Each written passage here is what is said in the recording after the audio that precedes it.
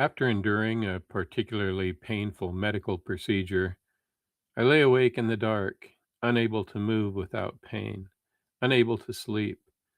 They extracted stem cells from my hip bones and injected them into my knees without anesthesia.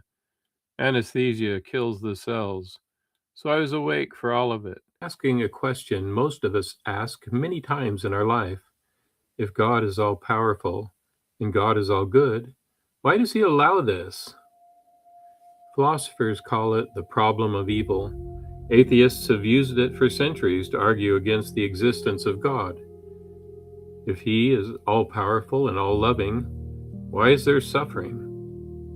But the question I have carried is different, and I think harder. Not just why evil exists, why does pain exist? Why do the righteous suffer as much as the wicked, and sometimes more? I met a woman who lost her husband and her faith in the same season. I sat in a classroom and listened to the story of a devout grandmother who endured 5 years of cancer, survived it, and then walked away from everything she had believed. These are not philosophical abstractions. These are people, and they have not left me.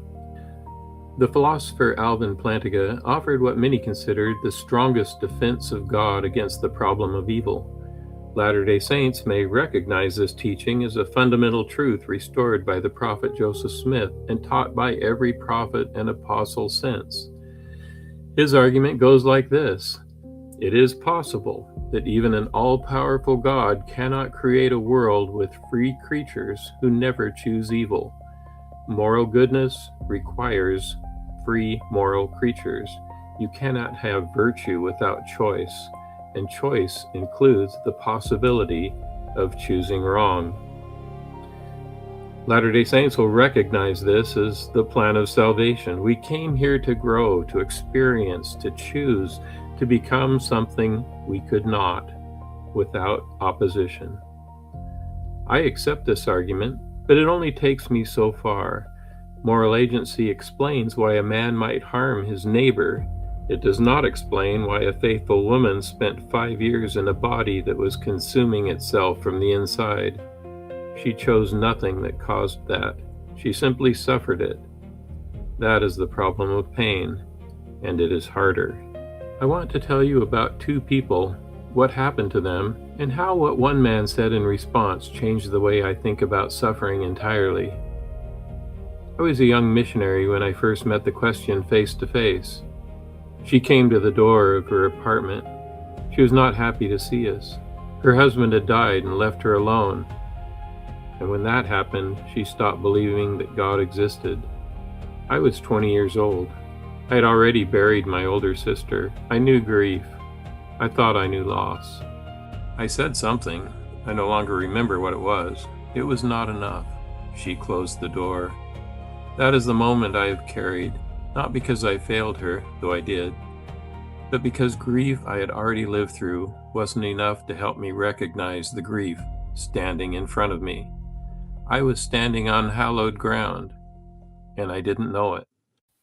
As a student at BYU, I took a bioethics class taught by Dr. A. Lester Allen, the dean of my college, a great and wise man who served the Lord in many callings, including bishop, stake president, and regional representative.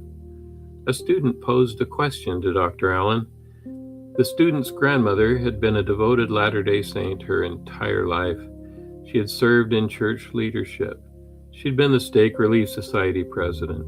She'd been by every measure an exemplary woman of faith. Then she developed cancer. For 5 years she suffered.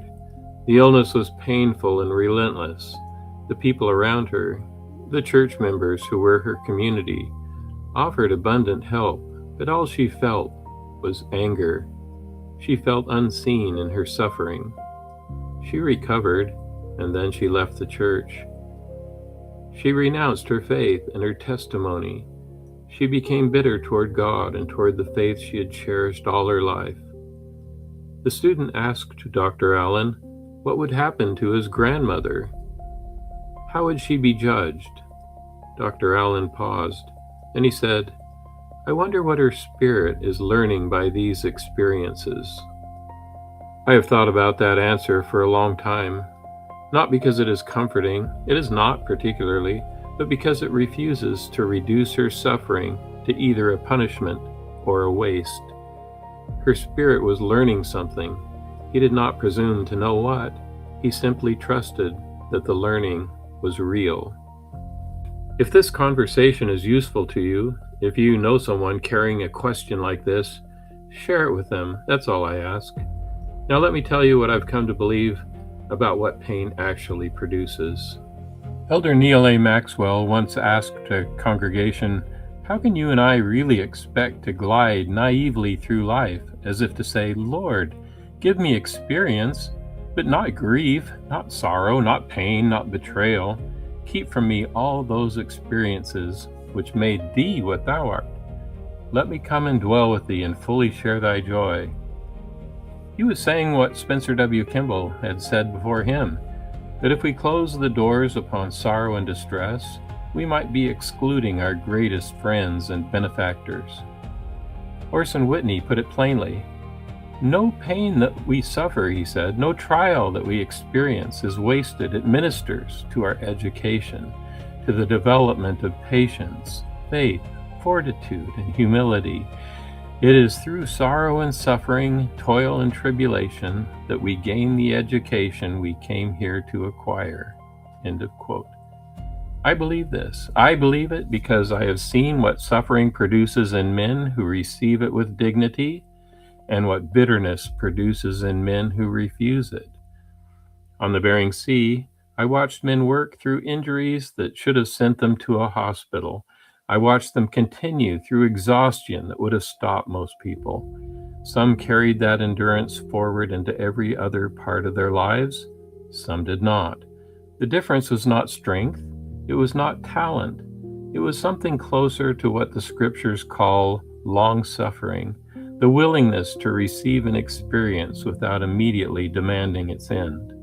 David Holland, a professor at Harvard Divinity School and son of Elder Jeffrey R. Holland, wrote something I return to regularly.